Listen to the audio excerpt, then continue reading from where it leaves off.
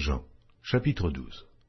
6 jours avant la Pâque, Jésus arriva à Béthanie, où était Lazare, qu'il avait ressuscité des morts. Là, on lui fit un souper. Marthe servait, et Lazare était un de ceux qui se trouvaient à table avec lui. Marie, ayant pris une livre d'un parfum de nard pur de grand prix, oignit les pieds de Jésus, et elle lui essuya les pieds avec ses cheveux, et la maison fut remplie de l'odeur du parfum. Un de ses disciples, Judas Iscario, fils de Simon, celui qui devait le livrer, dit « Pourquoi n'a-t-on pas vendu ce parfum 300 deniers pour les donner aux pauvres ?» Il disait cela, non qu'il se mît en peine des pauvres, mais parce qu'il était voleur, et que, tenant la bourse, il prenait ce qu'on y mettait. Mais Jésus dit « Laissez-la garder ce parfum pour le jour de ma sépulture. Vous avez toujours les pauvres avec vous, mais vous ne m'avez pas toujours. » Une grande multitude de Juifs apprirent que Jésus était à Béthanie, et ils y vinrent, non pas seulement à cause de lui, mais aussi pour voir Lazare, qu'il avait ressuscité des morts.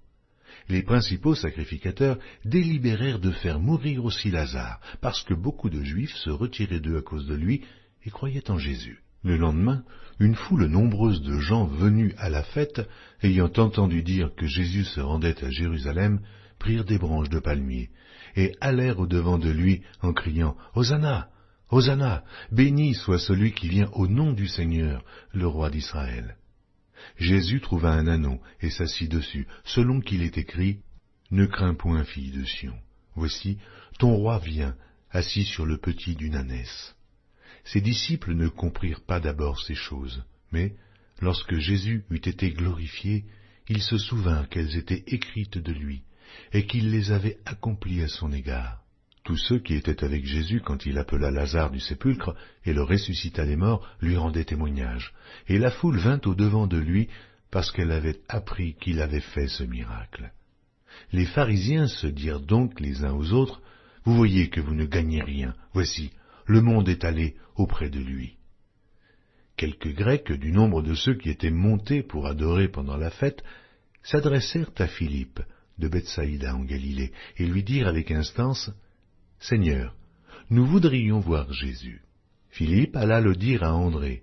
Puis André et Philippe le dirent à Jésus. Jésus leur répondit « L'heure est venue où le Fils de l'homme doit être glorifié. En vérité, je vous le dis, si le grain de blé qui est tombé en terre ne meurt, il reste seul. Mais s'il meurt, il porte beaucoup de fruits. Celui qui aime sa vie la perdra, et celui qui hait sa vie dans ce monde la conservera pour la vie éternelle. Si quelqu'un me sert, qu'il me suive, et là où je suis, là aussi sera mon serviteur. Si quelqu'un me sert, le Père l'honorera. Maintenant mon âme est troublée, et que dirai-je? Père, délivre-moi de cette heure, mais c'est pour cela que je suis venu jusqu'à cette heure. Père, glorifie ton nom. Et une voix du ciel vint, « Je l'ai glorifié, et je le glorifierai encore. » La foule qui était là et qui avait entendu disait que c'était un tonnerre. D'autres disaient, « Un ange lui a parlé. » Jésus dit, « Ce n'est pas à cause de moi que cette voix s'est fait entendre, c'est à cause de vous. Maintenant a lieu le jugement de ce monde. Maintenant le prince de ce monde sera jeté dehors.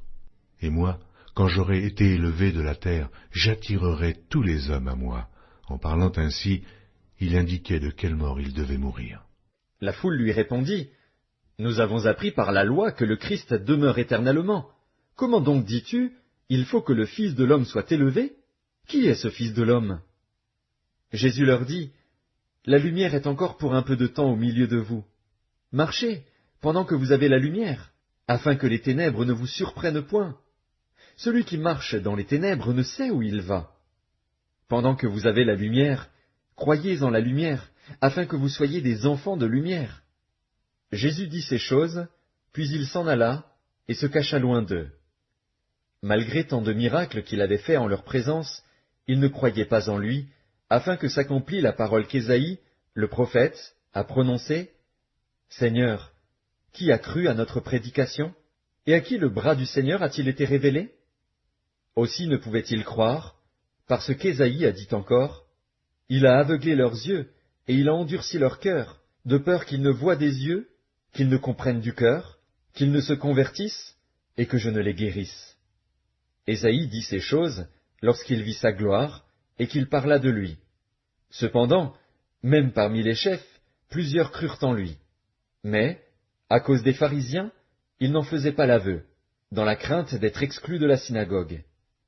Car ils aimèrent la gloire des hommes plus que la gloire de Dieu. Or, Jésus s'était écrié, « Celui qui croit en moi croit, non pas en moi, mais en celui qui m'a envoyé. Et celui qui me voit, voit celui qui m'a envoyé. Je suis venu comme une lumière dans le monde, afin que quiconque croit en moi ne demeure pas dans les ténèbres. Si quelqu'un entend mes paroles et ne les garde point, ce n'est pas moi qui le juge, car je suis venu non pour juger le monde, mais pour sauver le monde. Celui qui me rejette et qui ne reçoit pas mes paroles à son juge, la parole que j'ai annoncée, c'est elle qui le jugera au dernier jour. Car je n'ai point parlé de moi-même, mais le Père, qui m'a envoyé, m'a prescrit lui-même ce que je dois dire et annoncer. Et je sais que son commandement est la vie éternelle. C'est pourquoi les choses que je dis, je les dis comme le Père me les a dites.